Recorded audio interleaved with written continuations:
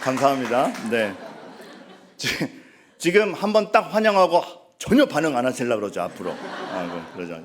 하여튼 감사합니다. 아니, 이게 저 분당 지역에 분립개척 교회가 6군데가 있는데 다 가봤거든요. 근데 공교롭게 기쁨이 되는 교회를 한 번도 못 왔었어요. 그래서 오늘 오게 되는데 얼마나 설레고 기뻤는지 모르고, 또 재진 목사님과도 그렇고, 재진 목사님이랑 저랑 되게 막역해요. 왜냐하면 이제 분립교회 할 때 29명 목사님들이 쫙 있는데, 저랑 유일하게 눈높이가 똑같은 목사님이 이제 재진 목사님이었어요. 그래서 그때부터 되게 친했어요. 그러니까 다들 서로 이렇게 보는데 우리 둘만 이렇게 눈높이가 맞아가지고 되게 친했고, 그 사모님들끼리도 친하고, 그래서 아주 막역한 관계에 있습니다. 그리고 이제 좀 스킨십을 하기 위해 가지고 말씀드리는데, 여러분, 제가 기쁨이 되는 교회 정말 사랑해요. 이거 정말 말씀드려야 돼. 기쁨이 되는 교회 간판 거는 날 제가 왔었던 거 아세요? 기쁨이 되는 그 간판 건다 그래서 제가 사역 뒤로 미루고 와서 도울 거 없나, 저기 저 터미널 가면 3층에 꽈배기 파는 데 있어. 꽈배기 40개 사가지고 와서 교육자들 나눠주고, 근데 너무 정신이 없어서 박재진 목사님 빼고는 제가 왔다 간 줄 모르는데, 간판 나중에 사진 갖고 올게요. 그 간판 거꾸로 올려가지고 하는 거 찍어놓은 사진도 있거든요. 그만큼 제가 기쁨이 되는 교회 진심입니다. 그래서 되게 편안하고, 지금도 저는 사실 어색할 줄 알았어요. 왜냐하면 이제 만 4년 5년 만에 처음 오고, 교회가 정착됐을 때 외부인이 오는 건 되게 낯선 거잖아요. 근데 되게 지난주에도 온 것 같네요. 그렇죠? 여러분들도 저 불편하지 않죠? 그래요. 눈빛은 공허한데요. 네, 그런데 눈빛은 공허한데요. 그래서 오늘 이 시간이 진짜 은혜 있는 시간이길 바라겠고, 제가 어느 교회 가든 간에 드리는 말씀인데, 제가 제일 유능한 설교자는 아닐 거예요. 그런데 오늘 여러분에게 가장 필요한 설교자인 건 맞을 겁니다. 왜냐하면 하나님이 이렇게 배정을 하실 때는 오늘 여러분에게 제일 필요한 설교자인이 저를 보내셨을 것 같습니다. 그래서 제가 오늘 여러분과 친하건 안 친하건, 제 컨디션이 어떻건 간에 상관없이 하나님이 보내신 이유가 여러분에게 확 펼쳐지기를 바라겠어요. 사실 컨디션이 그렇게 좋지 않아요. 왜 좋지 않냐면 드라이가 마음대로 안 됐어요. 그래가지고 오늘 처음 오는 거라 되게 볼륨이 있었거든요. 근데 너무 빨리 드라이 해놔가지고 도착하니까 다 죽어서 마음이 되게 심란했어요. 근데 예쁘게 봐주시기를 바랍니다. 그리고 이왕 분위기 편하게 된 김에, 이게 책자 사용에 광고만 해서는 이렇게 동료가 되지 않나요? 그래서 이왕 온 김에 책자 제작을 제가 했거든요. 컨셉을 제가 잡아가지고 글 수집을 제가 했어요. 그래서 말씀을 드리는데, 예를 들어 이렇게 하세요. 오늘 둘째 날 보면은 편안함의 우상이라고 나와 있지 않습니까? 여러분, 십자가에서 멀어지면 하나님의 자리가 비면 빈 대로 있는 게 아니라 딴 게 들어옵니다. 근데 거기 들어오는 것들이 있어요. 권력이 들어오던, 편안함이 들어오던, 뭐가 들어오던. 근데 오늘 십자가가 멀어짐으로써 들어오는 게 편안함의 우상인데, 이렇게 생각하시면 돼요. 편안해야죠. 하지만 편안함이 목적이 되면 하나님을 이용해서 편안하려고 그래요. 여러분, 하나님을 알아가는 데는 편안함이 도움을 줄 수도 있지만 불편함이 고난 중에 하나님을 더 보게 하는 수도 있습니다. 편안함이 목적이 되면 하나님을 이용해서 편안하려고 그래요. 그러면 안 된다는 거예요. 그래서 그 편안함의 우상이 얼마나 위험한지에 대해서 팀 켈러라는 현대 학자와 종교개혁자 존 칼빈 두 분의 글이 실려 있고, 거기에 대해서 해설이 나와 있는데, 거기에 보면 편안함의 우상이 되면 이런 모습이 나타납니다 하면서 헌신보다 안전을 택한다, 신앙도 불편하지 않은 수준에서는 한다, 이 지표가 나와요. 이 지표를 두고 가만히 묵상해 보면, 내가 하나님의 이름을 이용해서 편안함을 추구했구나. 편안함을 포기하고 주님을 따른 것이 아니라 하나님의 자리에 편안함을 놨구나. 이것이 깨달아질 거예요. 근데 여러분, 깨닫는 것만으로는 부족합니다. 그래서 다음 매일 세 번째 페이지면 삶으로 이어지는 질문과 기도가 있어요. 보통 책자 보면 질문과 기도잖아요. 그런데 무슨 질문? 삶으로 이어지는 질문과 기도. 어쩌면 제목도 이렇게 잘 정했는지 몰라요. 그래서 여러분이 그거를 깨달은 게 끝나는 게 아니고, 그게 내 삶에서 뭔지, 그리고 내 삶에서 뭔지, 그리고 오늘 내가 집중해야 될 기도 제목과 실천해야 될 거는 뭔지, 그렇게 알아가실 때 매일매일 그렇게 구성이 되어 있으니까, 여러분, 이게 이 얇은 책이지만 5일치를 다 읽으면 굉장히 많은 깨달음이 있을 겁니다. 그러니까 여러분, 책자 이용해야겠어요? 그냥 버려야겠어요? 이용해야겠죠. 그리고 맨날 그날의 설교자가 누군지 설교 적게 돼 있잖아요. 그렇죠? 오늘 누구예요? 민근이. 네, 그래서 잘 적어주시기를 바라겠습니다. 그래서 이렇게 즐겁게 가면 되는 거예요. 네, 그래서 책자 이용 잘 해주시고 김병환 목사님 이 정도 광고하면 됐죠? 그렇죠. 이 정도 광고하면 됐죠. 커미션이 좀 있었습니다. 그래가지고 잘 이용해 주시길 바라겠고, 그리고 이제 제가 마지막으로 말씀드릴 건 사실 이 저녁 시간은 쉬어야 되는 시간이잖아요. 근데 여러분 저녁 집회 나오셨습니다. 참 감사합니다. 왜냐하면 여러분들에게 이런 무의식 중에 각오가 있었을 것 같아요. 사실 사람은 쉬어야 내일 살아가요. 그렇죠. 근데 쉼을 포기하고 나온다라는 건 말씀을 먹는 것이 쉼보다 우리 삶을 더 지켜줄 거라는 확신이 있기 때문에 나오신 줄로 알아요. 그러니까 오늘 정말 그 영적 양식이 있게 되기를 간절히 바랍니다. 그런 가운데 오늘 우리가 나눌 말씀은 이제 사무엘하 18장 33절을 읽었는데 다윗이 울고 있어요. 다윗이 막 울고 있어. 왜냐하면 아들 압살롬이 죽었기 때문이에요. 이것이 왜 오늘의 말씀인지 제가 이제 알아가도록 하겠는데, 주제는 이겁니다. 우린 사실 하나님을 가장 두려워하진 않아요. 이게 제목이 참 신비한 게 뭐냐면 하나님을 두려워해요. 근데 제일 두려워하진 않아요. 요함정에서 예수 그리스도의 십자가가 무엇을 보여줬는지 우리 한번 보도록 하겠습니다. 네 부분으로 나누어서 보도록 할 텐데요. 자, 첫 번째, 먼저 사실, 제목 그대로입니다. 사실 하나님이 가장 두렵지 않다. 이거 여러분 기억하셔야 돼요. 우리 하나님이 들어오는데 가장 두렵지는 않아요. 성경 구절 먼저 하나 볼게요. 창세기 25장 32절인데요. 거기에 이렇게 나옵니다. 네, 자막이 나왔죠. 에서가 이르되 내가 죽게 되었으니 이 장자의 명분이 내게 무엇이 유익하리요. 자, 이 배경이 뭐냐면 에서가 사냥을 하고 왔어요. 에서가 사냥을 하고 왔는데 막 목이 타고 막 배가 고파서 죽을 것 같아요. 그때 야곱이 딱 가가지고 이 찬스인 것 같은 거예요. 그래서 팥죽을 끓여가지고 팥죽을 딱 주면서 너 내 팥죽 줄 테니까 너 장자권 나한테 팔아라. 거래를 합니다.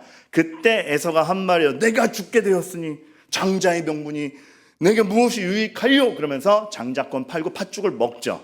이게 여러분 위기예요. 이게 우리의 문제예요. 죄된 본성은, 여러분 잘 들으세요. 죄된 본성은 어려움을 과장해서 보는 습성이 있습니다. 제가 하나 여쭐게요. 에서가 이때 팥죽을 못 먹었다고 진짜 죽었을까요? 아니, 죽을 것 같이 힘들었겠죠. 지쳤겠죠. 하지만 팥죽을 안 먹었다고 진짜 죽었을까요? 안 죽어요. 하지만 진짜 죽을 것 같은 게 너무 크니까 그 중요한 장자권을 파는 게 에서가 아니고 우리가 그렇다라는 겁니다. 우리가 늘 하나님보다 뭔가 우리 눈앞의 현실이 훨씬 크게 보여요. 하나님이 나에게 영생을 보장하셨는데 현실이 나를 죽일 것 같은 여기에서 하나님이 현실보다 크다라는 걸 봐야 되는데 우리는 늘 어려움을 먼저 크게 봅니다. 내 눈앞의 현실을 크게 봅니다. 이렇게 비유할 수 있을 것 같아요. 제가 주먹으로 눈을 딱 가리면 이 분단분들이 보이게요? 안 보이게요? 안 보여요. 근데 제 주먹이 더 큽니까? 여러분이 더 큽니까? 지금 안 듣고 계세요? 지금 안 듣고 계신 거예요? 아까 박수 너무 오래 쳐서 힘드세요? 이제 자기를 주무시기로 한 거예요? 자, 다시. 아주 쉬운 거잖아요. 어려운 거 아니잖아요. 자, 제 주먹이 큽니까? 여러분이 더 큽니까? 여러분이 더 커요. 근데 제 주먹이 눈앞에 있으니까 여러분을 가려요. 여기서 착각이 있는 거죠. 비껴보면 여러분이 계시구나 아는데 눈앞에 주먹에 시선을 뺏겨가지고 여러분을 못 보고 주먹이 제일 커 보이는 겁니다. 하나님이 온 천하 만물을 다스리시는데 어려움 하나가 내 눈앞에 던져지니까 이거 어떡하냐? 하나님 못 보는 거예요. 그러지 말라는 것이죠. 그 어려움에 세상의 눈을 뺏겨서 하나님을 못 보지 않아야 된다라는 게 하나님이 늘 우리에게 시선 교정을 주심으로써 보게 하시는 것인데 우리가 그거를 늘 쫓아가지 못하는 것 같습니다. 우리는 늘 세상이 더 커요. 말씀 하나 더 볼게요. 요나서 말씀입니다. 요나 1장 9절에 보면 요나가 자기소개를 하는데 그가 대답하되 나는 히브리 사람이요 바다와 육지를 지으신 하늘의 하나님 여호와를 경외하는 자루라. 이렇게 써 있어요. 기쁨이 되는 교회는 그 사랑교회 고상선 목사님이 자주 오신 걸로 알고 있어요. 고상선 목사님 요나 얘기 해준 적 없나요? 있을 겁니다. 기억이 안 날 뿐이지. 네, 기억이 안 날 뿐이지. 어제 은혜 받았는데 어제 본문도 생각이 안 나죠. 내일 돼봐야 내일 저는 잊혀진 사람이 될 겁니다. 박민근이 누구야? 개짝달만 하네. 생각나죠. 요나 1장 9절에 그게 있어요. 그 요나가 하나님이 니느웨로 가라 그랬는데 안 가고 딴 길로 가지 않습니까? 그래서 하나님이 그 요나가 탄 배를 풍랑을 만나게 하셔가지고 진노를 표현하시죠. 그때 사람들이 이게 어떻게 된 거냐 원인을 찾다 보니까 요나에게 원인이 있는 걸 알게 되었어. 넌 누구냐 했더니 요나가 자기소개하는 게 나는 히브리 사람이요 하늘의 하나님 여호와를 경외하는 자로라라고 소개해요. 여러분 요나 하나님 믿어요. 경외해요. 그런데 히브리 사람인 본능이 더 큰 거예요. 그래서 히브리 사람으로서 자기네들을 괴롭힌 아수르의 니느웨 성은 사랑하지 못하겠는 거예요. 하나님을 경외하는 것보다 히브리 사람됨이 더 크니까 하나님이 거기 가서 복음을 전파하라 그런 것보다 그들을 향한 내미움이 더 큰 거예요. 하나님보다 늘 나의 뭔가가 더 큽니다. 그래서 가지 않는 겁니다. 이거 되게 교묘한 게 뭐냐면 하나님을 안 경외하는 건 아니에요. 그런데 내가 나를 사랑하는 것보다 내가 보는 것보다 하나님을 더 크게 보지 않는 이것. 여러분 여기서 우리가 늘 걸려 넘어지는 겁니다. 그러니까 하나님이 계신데 구석에 계신 기분? 그러니까 우리는 나 하나님 부정하지 않아. 하지만 하나님이 중심에도 없는 이때 사탄이 그 중심을 치고 들어옵니다. 그래서 우리의 삶이 굉장히 망가지는 거죠. 그러니까 아주 간편한 예를 들게요. 왜 거짓말을 할까요? 사람이 왜 거짓말을 할까요? 거짓말을 해서 면피하는 게, 거짓말을 해서 망신을 안 당하는 게 하나님 앞에 부정직한 자로 쓰는 것보다 더 좋은 겁니다. 하나님 앞에 부정직한 자로 쓰는 게 더 두려운 게 아니라 이 사람들 앞에서 망신당하는 게 더 두려우니 거짓말을 하는 겁니다. 늘 우리는 하나님보다 뭔가가 더 커요. 두려움이 더 크든 내 존재감이 더 크든 내 자존심이 더 크든 그래서 하나님이 우리의 중심에 들어오지 못하고 있어요. 제가 이 야탑동에 오다 보니까 그 생각이 났어요. 제가 한창 때 이 야탑에서 있었던 일이에요. 건너편에 그 실내 야구장, 스크린 야구장이 있어요. 제 딸이 야구 굉장히 좋아할 때 거기 가서 많이 놀았는데 그 건물을 들어가면은 그 건물 지하에 지금 여러분의 눈빛은 지금 말씀보다 거기 어디 있냐고. 일단 주소는 제가 박재일 목사님 찍어드릴게요. 옛날 BYC 건물 뒤편 그 있는 거니까. 근데 거기 주차장이 되게 이상해가지고 이렇게 좁아요. 좁은데 기둥 뚫고 이렇게 내려가는데 차 하나라도 막고 있으면 다른 차들이 돌아 내려가질 못하고, 근데 자리도 몇 개 없어서 금방 차는데 한 차가 막고 있으면 계속 밀리는 거죠. 빨리 비켜가지고 이렇게 돌아 내려가야 되는데, 근데 제가 이렇게 거길 내려가는데 한 차가 딱 주차하지 않고 막아서고 있으니까 모든 차들이 못 가는 거예요. 근데 이 차가 왜 못 가고 있는가 하니까 뒤에 차가 방해하고 있는 거예요. 근데 여러분 이거 말로만 하니까 되게 모르겠죠. 자, 그래서 방송실 그림 큐 이거예요. 얼마나 친절해요. 이거구나. 머리에 쏙 들어오죠. 그래가지고 제가 이렇게 주차장 내려오는데 민근이 저기 있죠, 뒤에 있죠. 이렇게 내려오는데 이 빨간 차가 막고 있는 거예요. 빨간 차가 막고 있는 거예요. 빨리 뒤로 가야 되는데, 그러니까 그 제 앞차에 무서운 아저씨가 내렸어요. 왜 주차 안 하고 막고 서 있냔 말이야, 소리를 질렀어요. 차 빼란 말이야. 근데 그림 딱 보세요. 차가 뒤로 못 가는 게 보라색 차가 어떻게 하고 있어요? 문을 열고 있어요.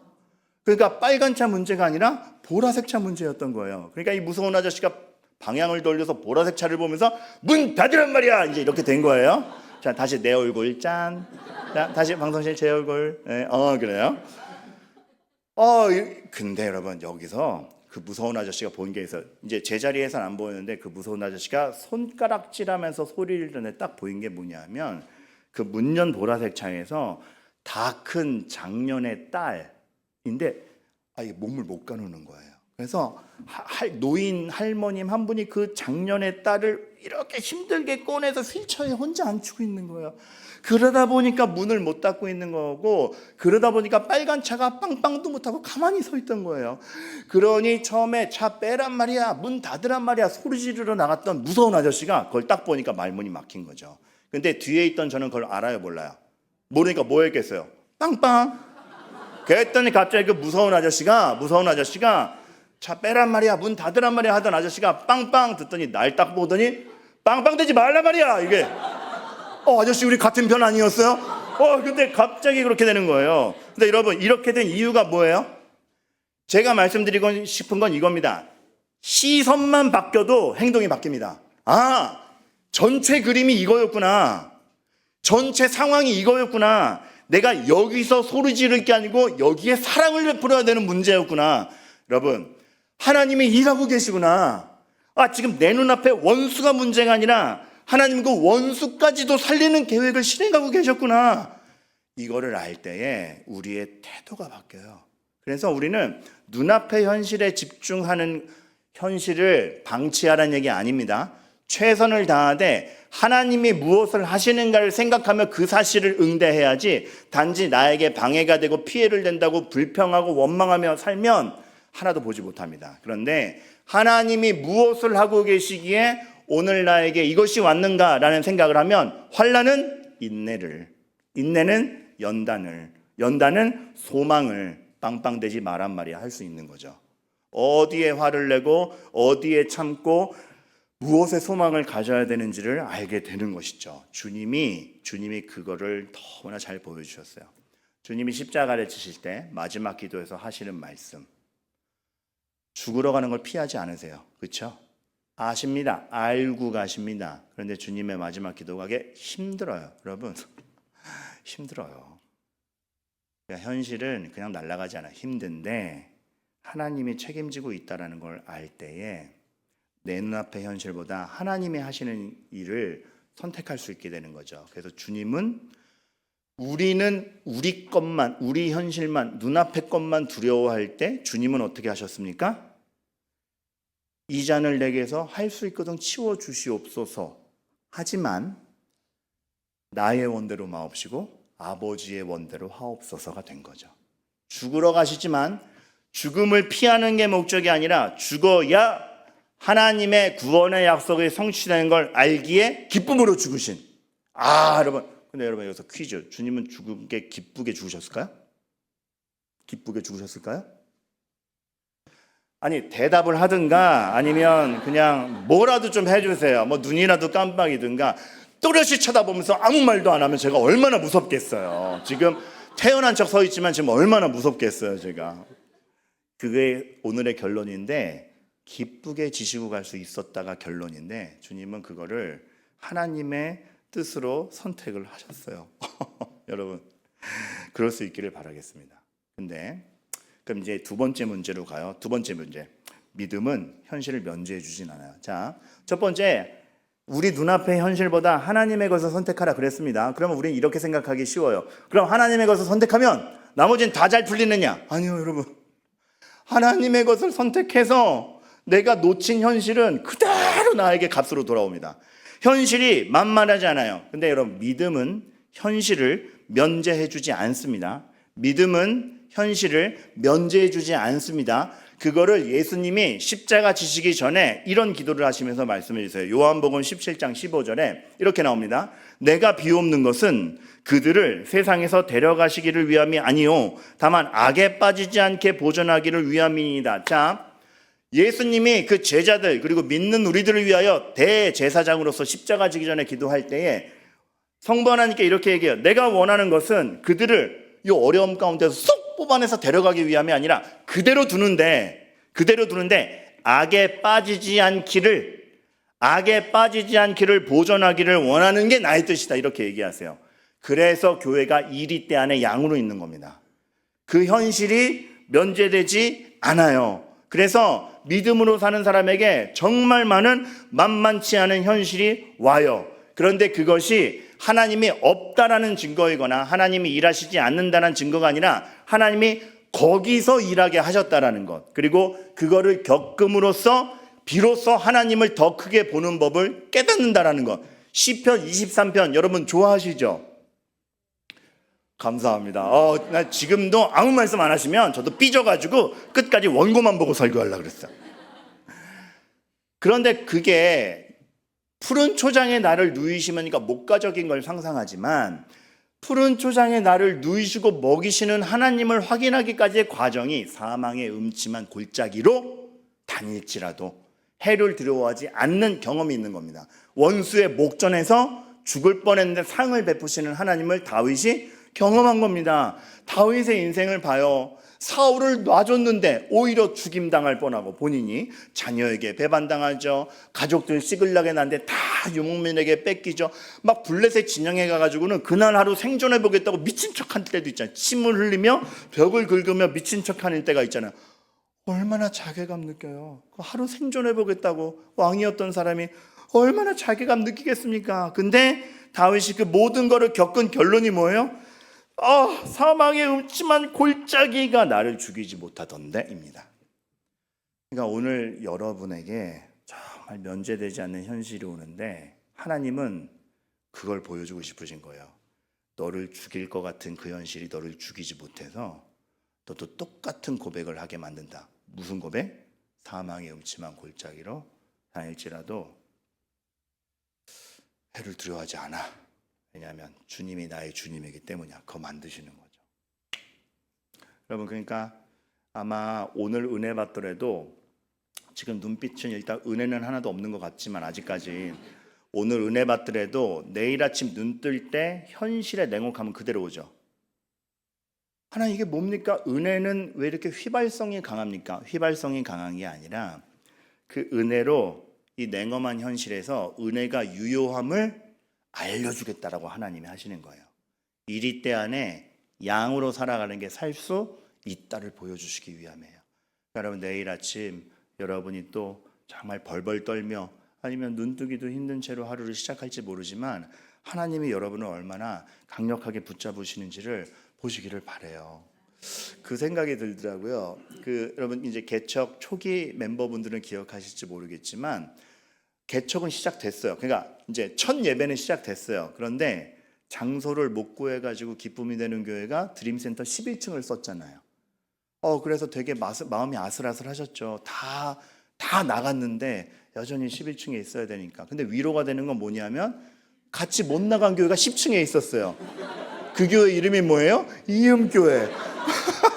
그때 되게 재밌었다고요. 엘리베이터가 드림센터에 3개가 있는데 짝수층 10층 올라가는 건 이음교회 엘리베이터, 가운데 홀수층 올라가는 건 기쁨이 되는 엘리베이터, 분당우리교회보다는 꽤 끝에 엘리베이터, 그렇게 타고 다녔어요. 그러다 우리 성도님이 무심코 가운데 거 탔다가 그 주에 기쁨이 되는 교회 예배 드렸잖아요. 근데 여러분 근데 너무 은혜로 참 임시 장소를 분당우리교회에서 제공해서 했지만 그 기간이 짧지 않았어요. 왜냐하면 거의 여름 다 돼서 나왔잖아요. 기억하시는 분들. 그게 맨 처음에 한두 달이면 되겠지 그런데 3개월, 그러니까 한 분기가 지나가니까 마음이 진짜 초조해지더라고요. 어떤 현상이 생기냐면 장소가 없다. 그럼 더 간절히 하나님을 찾아야 되잖아요. 이런 사람이 초조해진다라는 게 초조해질 때 하나님을 간절하게 찾는 게 아니고 갑자기 편법이 눈에 크게 들어와요. 편법과 원칙을 무시하는 것과 다른 것들이 눈에 들어와요. 이게 인간의 악함이구나. 브로커들의 말이 눈에 들려요. 사기꾼들의 말이 귀에 크게 들어와요. 목사님 계약금 1,000만 원만 넣으시면 이 건물 목사님 겁니다. 진짜요? 말도 안 되는 걸 보고 있더라고요. 인간은 위기의 순간에 하나님을 안 보는구나. 근데 하나님이 단촐하게 결론만 말씀드리자면 그 불안함보다 하나님이 더 컸다를 보여주시더라고요. 그러니까 그 경험 뒤에 저는 어떠한 그런 종류의 불안감은 능히 이겨내요. 안 불안한 게 아니고 여전히 그걸 해결하기 위해 진땀은 빼지만 하나님보다 크지 않다는 걸 알기 때문에 편법에 눈을 기울이진 않고 되게 웃겨요. 피곤한데 초조하진 않아요. 여러분 이거 되게 신기하죠? 피곤한데 초조하진 않아요. 정말 내가 여호와의 집에 영원히 거하리로다. 그 확신이 있기 때문에 피곤하지만 초조하지 않아요. 하나님은 우리 현실에서 그거를 만들어 가시는 것 같아요. 성경상의 인물들도 많이 그랬거든요. 여러분 야곱은 언제가 제일 멋있어요? 여러분들은 야곱은 언제가 제일 멋있어요? 저는 그때인 것 같아요. 여러 사건들이 있지만 하나님과 씨름할 때, 그렇죠? 그때가 절정인 것 같고 그때 비로소 은혜를 깨달아서 이긴 것 같지만 환도뼈 맞고 쓰러지고 야곱이 마지막으로 내뱉는 고백은 당신께서 내게 복을 주지 아니하시면 내가 놓지 아니하리다. 이제 내 힘이 아니라 은혜로 살겠다라는 고백이에요. 그래서 씨름할 때 야곱이 제일 멋있고 성장할 것 같아요.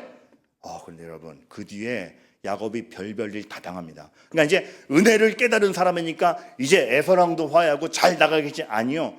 폭풍이 몰아칩니다. 현실이 면제되지가 않아요. 부인도 4명이었잖아요. 그러니까 그걸로 인해 오는 많은 갈등과 어려움이 너무나 많이 오고, 야곱의 입장에서 생각해봐요. 야곱이 제일 사랑하는 아들은 누구였습니까? 요셉. 그런데 굉장히 오랜 기간 동안 그 요셉이 죽은 줄 알고 살잖아요.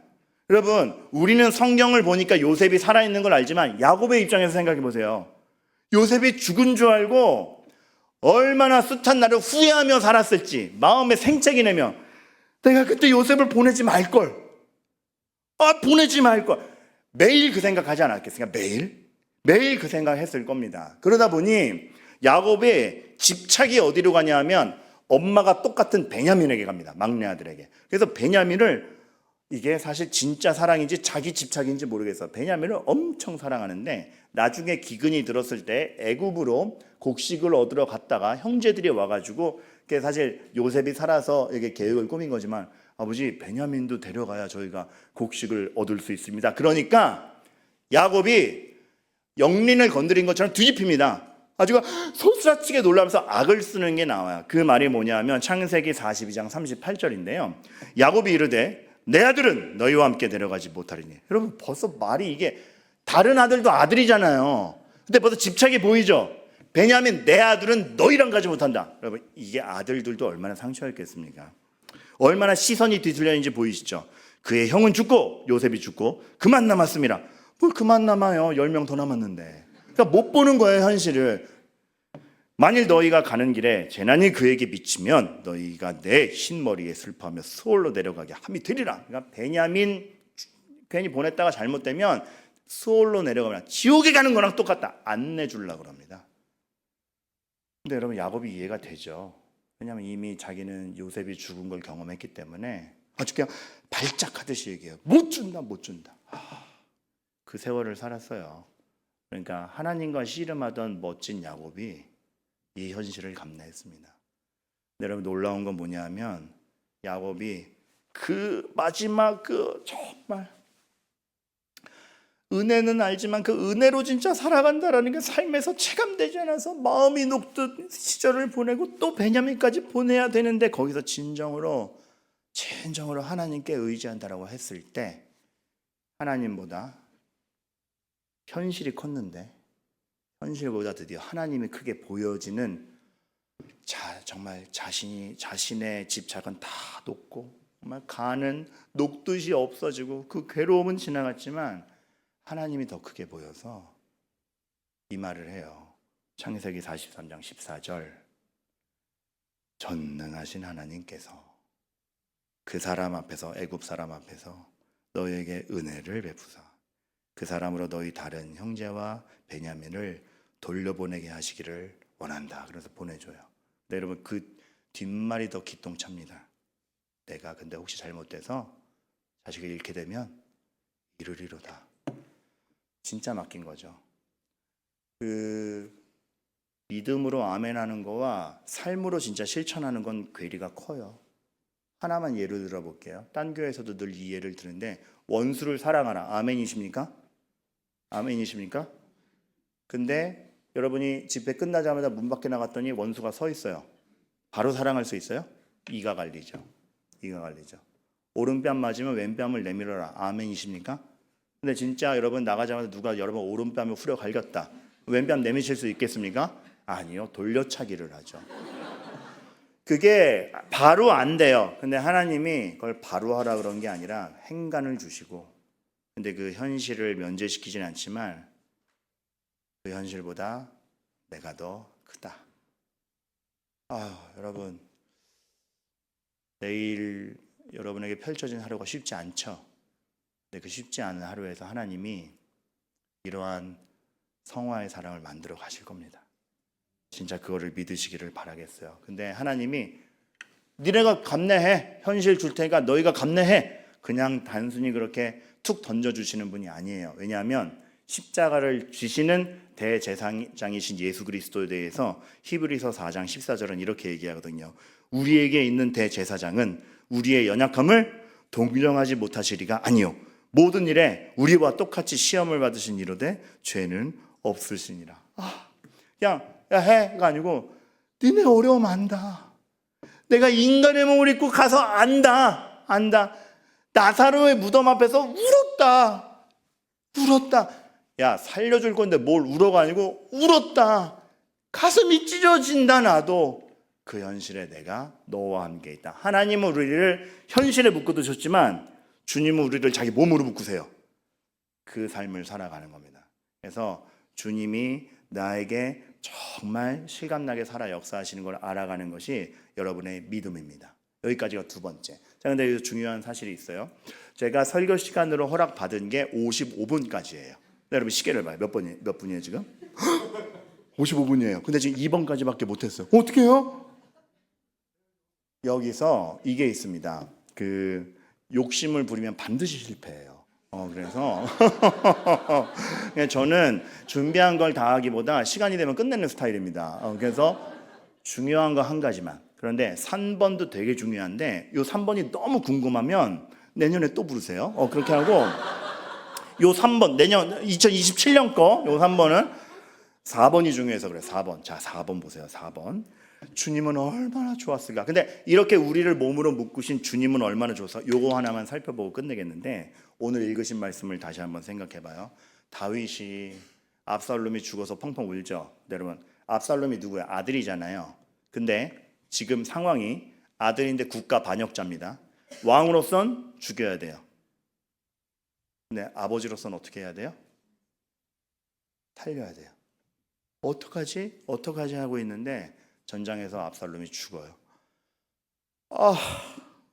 아직 난 선택도 못했는데 죽었어. 내가 널 대신하여 죽었더라면. 네, 여러분, 제가 그런 상상을 해봤습니다. 압살롬의 죽음 앞에 내가 너를 대신하여 죽었더라면 눈물 흘리던 다윗은 말하자면 예수님이 얼마나 부러웠을까. 왜요? 예수님은 대신 죽겠다고 안타까워하시는 분 정도가 아니고 대신 죽으실 수 있는 분이잖아요. 이게 전능함이구나. 우린 대신 아파하지도 대신 죽어주지도 못하는데 주님은 진짜 죽으실 수 있는 분이었구나. 그렇게 따져보면 이 다윗의 슬픔에 대조해서 보면 주님은 우리를 위하여 죽으시는데 얼마나 기쁘셨을까. 내가 너희를 위하여 죽어서 니네가 산다. 그 주님이 여러분의 편인 걸 알고 여러분이 내일 하루가 다윗이 생존하려고 침 흘리며 살아가는 괴리감 느끼는 하루를 할지라도 여러분을 위해서 죽으신 주님이 세상보다 크다는 걸 알고 정말 그 현실이 면제되지 않는 현실 속에서 주님을 더 크게 보아가시는 여러분들 되기를 정말로 주님의 이름으로 축원합니다. 정말 이 한 주간 십자가를 보실 때 그 주님을 무엇보다 가장 크게 보시는 여러분들 되기를 간절히 바라요. 그리고 하나 더 말씀드리자면 3번은 내년에. 그래서 오늘은 이 찬양으로 마무리했으면 좋겠어요. 주님의 시선. 여러분 우리의 시선이 아니라 진짜 주님의 시선으로. 오늘 가사를 보면은 되게 마음이 먹먹해요. 흐르는 시간이 한숨만 남기고. 여러분 진짜 그렇죠.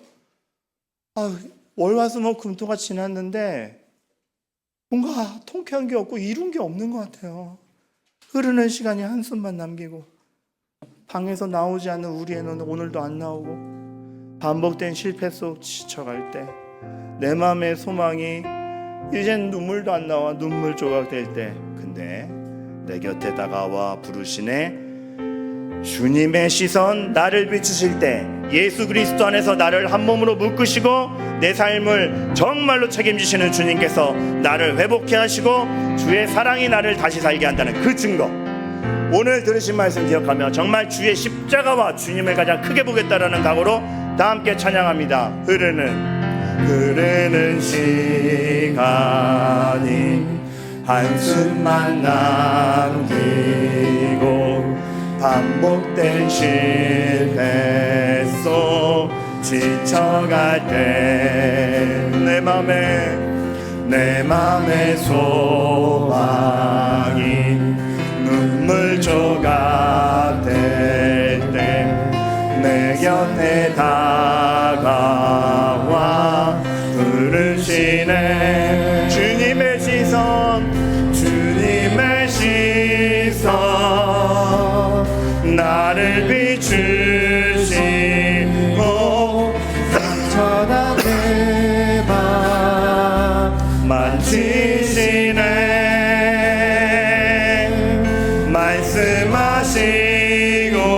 말씀하시고 회복해 하시네.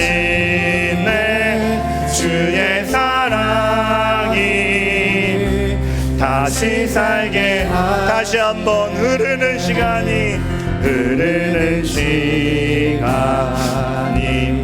한숨만 남기고 반복된 실패 속 지쳐갈 때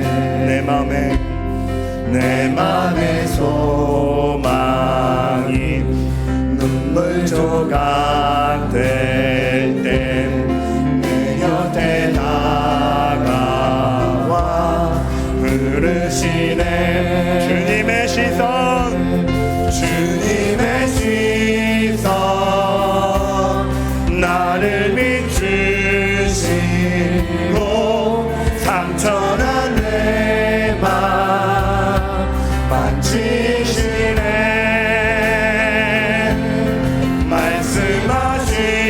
말씀하시고 회복해 하시네.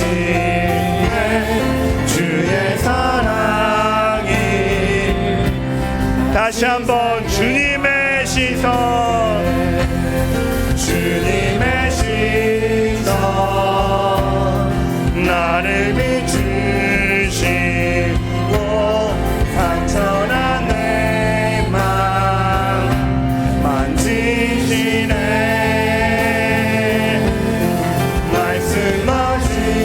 말씀하시고 회복해 하시네. 주의 사랑이 다시 살게 하시네. 여러분, 우리가 먼저 이것 위해서 합심하여 기도하겠습니다. 여러분, 정말 주님의 시선으로 여러분을 보시길 바라겠어요. 세상이 여러분을 규정하지 않도록 주님의 시선으로 여러분을 보시기를 바랍니다. 그리고 여러분은 주님을 바라보게 되기를 바랍니다. 그럼 우리의 삶은 면제되지 않아서 주님, 저 진짜 다윗같이 살았어요. 왕처럼 산 게 아니라 오늘 하루 살아보겠다라고 벽 긁고 침 흘리며 다니고 비굴하게 살았어요. 근데 그 어디 가서 티도 못 내요. 살아보겠다라고 그 침 흘리면서 웃으면서 다녔습니다. 얼마나 하루 살아보겠다라고 하는 하루가 얼마나 비굴하고 처참하고 괴리가 없는 그 힘든지 모릅니다.